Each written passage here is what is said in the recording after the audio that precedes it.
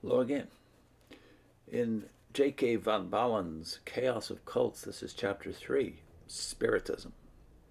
The word Spiritism deserves preference over the more popular Spiritualism, first because it emphasizes the admitted fact that this system claims to deal with spirits, and also because it is rather difficult to see where its alleged spirituality enters.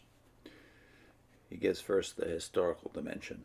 The beginnings of Spiritism are lost in antiquity. We are probably dealing with the oldest religious delusion in existence. It results first from the desire to obtain information concerning the life beyond. Will the next life be as full of sorrow as the present is? Shall we be happy? Are we to have bodies? Next, Spiritism is the fruit of the wish to be still in touch with departed loved ones.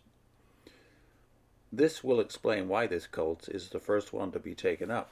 One could hardly look for Christian Science or modern Theosophy among the ancients, even though these cults may have absorbed and assimilated ideas which also prevailed among the ancients. But we do find traces of Spiritism among ancient Chinese, Hindus, Babylonians, and Egyptians. Spiritism can be traced through the Roman Empire and the Europe of medieval times.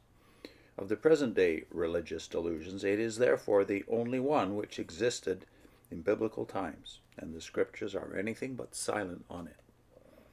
There have, of course, been periodic revivals of Spiritism. The last three revivals are those caused by the Fox sisters and by the bereavements resulting from the two world wars. In its modern form, Spiritism goes back to two American girls, Mr. John D. Fox and his wife of 6 children, in December 1847, entered a house in the village of Hydeville, New York. The two youngest children, Margaret and Kate, respectively 12 and 9 years old, soon afterwards heard knockings in different parts of the house, which at first were accounted for as coming from rats and mice. However, when bedcloths were pulled off the bed by invisible hands, chairs and tables removed from their places, and a cold hand was felt on the youngest daughter's face, and when no effort to explain these phenomena in a natural manner succeeded, Kate hit upon the idea of getting in touch with old Splitfoot. Snapping her fingers, she said, "Here, old Splitfoot, do as I do." Instantly the knocking responded. As this was repeated several times, it was concluded that something supernatural was at work. The two girls devised a means of intelligent communication with the author of the noises, who would reply to questions by a number of raps. He revealed himself as Charles Rosma, a married man and a peddler who at the age of 31 had been murdered by one John Bell, a blacksmith and former tenant of the Fox home. The body was said to lie 10 feet underground in the cellar. The murderer had remained unpunished. Portions of a human skeleton were actually found in the cellar. From this widely advertised event, spiritistic seances spread all over the United States. In England, table turning was already popular among the social elite. Hence, the American mediums found a fertile soil there also, when in 1852 the spirits announced to American devotees that they were going to invade England and would be very religious and very scientific over there. Other European lands also were successfully visited by American spiritists. From 1850 to 1872, according to an official report, local organizations sprang up throughout the U.S., but no attempt was made to organize a national association until 1863. In 1863, the National Spiritualist Association of the U.S. of A. was organized as now constituted. Its members were officially reported as 126,000, its churches 682, and its ministers as 600 for the year 1923. The 1945 Yearbook of American Churches gives a total of 228,000 spiritualists in the U.S., scattered over 4 organizations.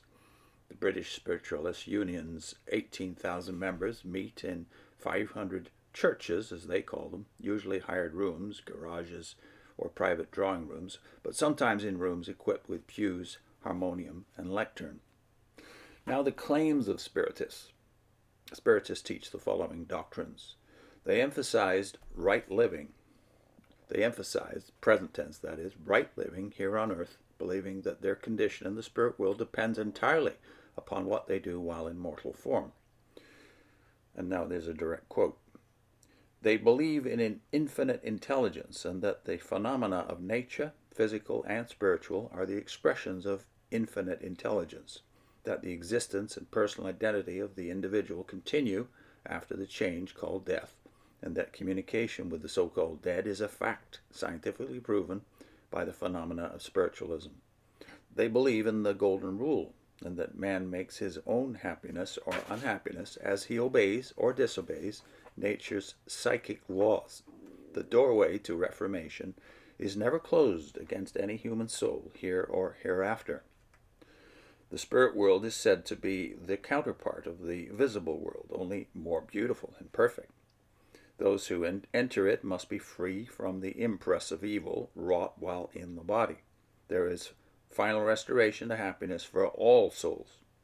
But they who have lived on earth contrary to the laws of intelligence will suffer in the hereafter the punishment of desiring to continue their evil course without the ability to do so. This will lead to remorse, and remorse to purification.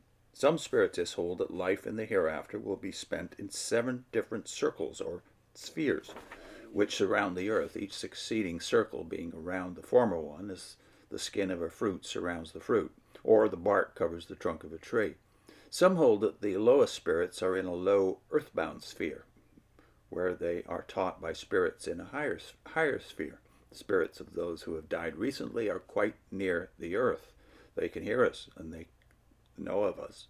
As the spirit becomes more perfect, it passes into a higher sphere and gradually loses its interest in the life we live in the flesh. Spirits are believed to have a body, although one that differs from the one we now have on the earth. Spiritists are opposed to war, to capital punishment, and to every form of tyranny. They do not believe in forgiveness of sin, but each person has to work out his own destiny through moral or spiritual evolution. And next time, more on the spiritistic phenomena, you might call them. I'll put in a link to Johannes Graeber, that renegade Roman Catholic priest who became a spiritist. It's 18 parallels between Graeber's spiritualist teachings and Jehovah's Witnesses. And also I'll put in a link to the Johannes Graeber playlist. See you next time.